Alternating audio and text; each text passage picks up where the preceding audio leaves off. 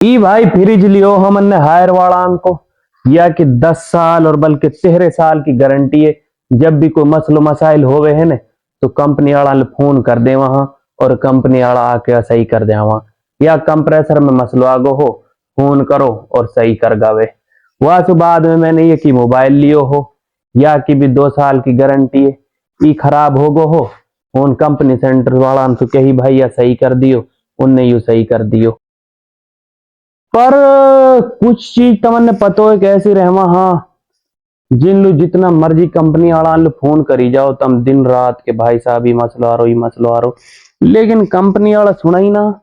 ऐसा ही है हाँ कि ना? सही कह रहे हो आप तो।